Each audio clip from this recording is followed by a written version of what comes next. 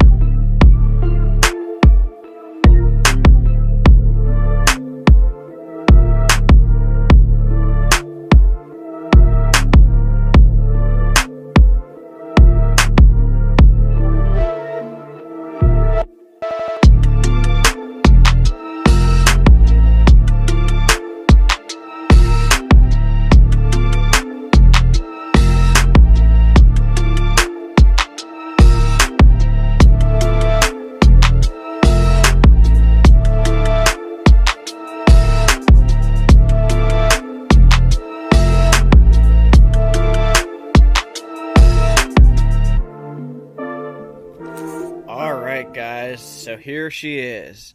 My 1986 Honda Helix CN250.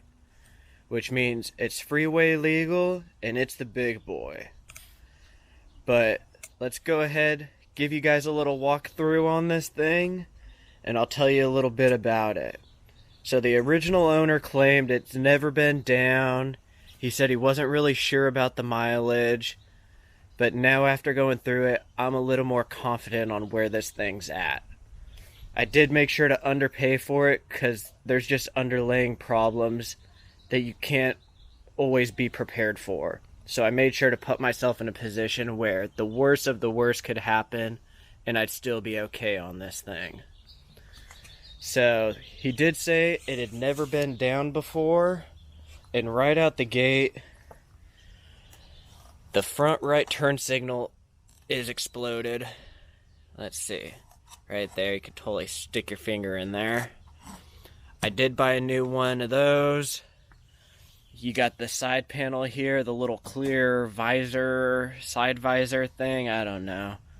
That's all exploded and even got some wood screws in there. I was able to track down a brand new one of these from Honda. We got some damage down here. There's a little scrape. The whole side's all scraped up. I do have the lower panels that go over here on both sides, but I already took them off so I could go through and kind of figure out what parts we needed for this thing. So while we're still up here at the front, the guy said, "Oh, the tire goes flat after a couple weeks of sitting." But more like the tire goes flat after a couple hours of sitting. So I've tried to combat this, but then it's going to be hard to see. Let's see if I can get you guys in here. That valve stem right there is straight up and down when they're supposed to be curved, which isn't the biggest deal for the front tire here. There's still enough room to be able to put some air in it. But then you go back here to the rear. Let's see. I don't even know where the valve stem is. But anyway, you have no room here. I would literally have to bend the valve stem all the way over to get air in this back tire. So I did go ahead, order new valve stems with the correct curve for them. And while I was at it, if the tires have to come off to change the valve stems, I may as well change the mystery rubbers. So I do have new tires for it, new valve stems. The CVT belt back here looked good. It does have a little bit of a rattle, so I may have to mess with the variators. I'm not 100% sure. I figured for right now, it doesn't seem to be the end of the world. So we'll just ride it for right now. What else? The guy went through and did some real wonderful paint work on this thing. Not the best, but that's nothing that can't be fixed. It does have a glove box here, which is really cool. It locks, makes storage of things pretty nice. The guy gave me a cup holder on here, which is gonna go pretty quick because I did source the correct body panel that's supposed to go through and cover all this up. Because I don't want to stare at the radiator cap in that. I don't want everything all exposed. I'd rather get that piece. But then we get up here. Let's see. The gauges are really cool. They were definitely ahead of their time trying to build something really futuristic looking. Unfortunately, a handful of the little LEDs or whatever they are burned out on it, which kind of sucks, but it's all working for the most part, I guess is what we could call it. If you see down here, let's see if I can get you guys in there, if it'll focus. Yeah, it's too dirty to focus. There's 16,000 miles on this thing. The guy wasn't sure whether or not it had rolled over before, but looking at the motor, I'd say that's not the case. This motor would be in way more worse condition if it had 116,000 miles.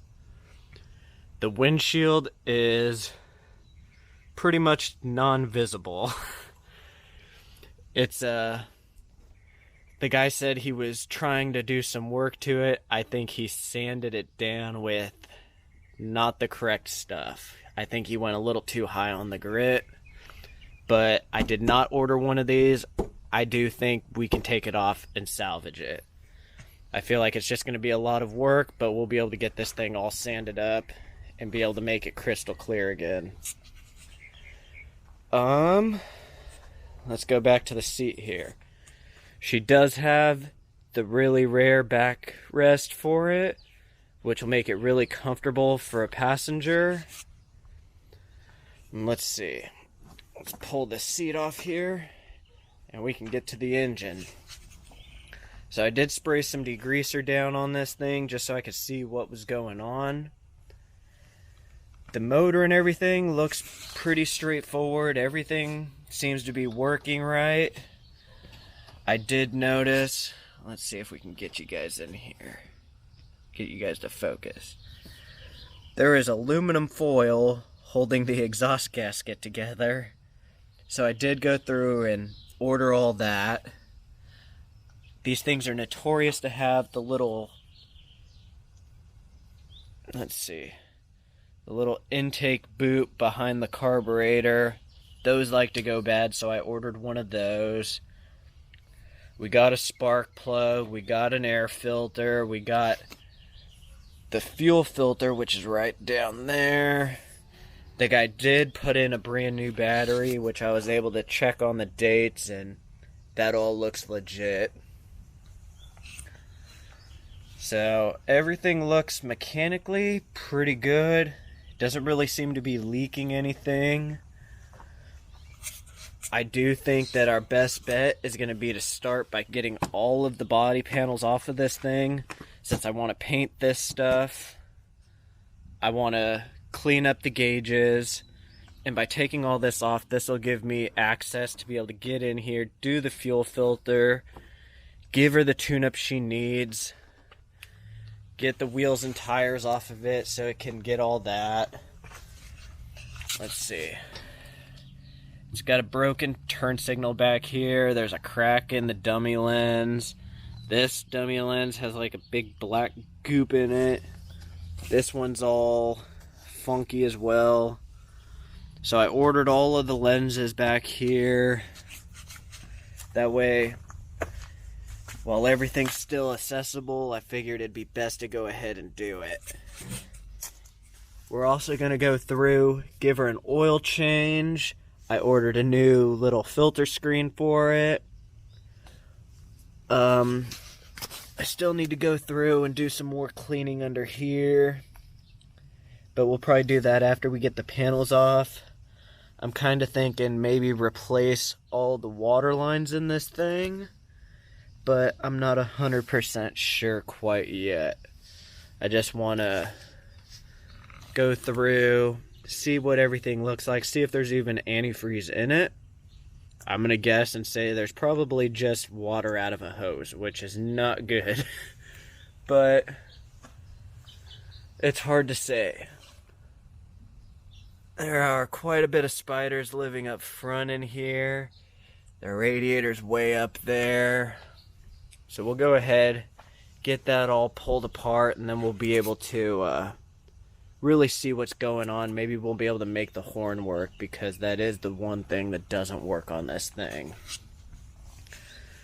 So I'll go ahead, get you guys some more beauty shots. We'll call it a wrap on this episode. And then in the next episode, we'll go through, get all our body panels removed. I don't have a book for this thing, but I do have enough know-how to not need a book. It's not rocket science. We're not sending anybody to Mars. We're just taking off some body panels. So pretty much just need to find the screws and then go to town on it. So I'll go through, get you guys some more beauty shots. And with all that being said, I'll catch you guys on the next episode. Peace.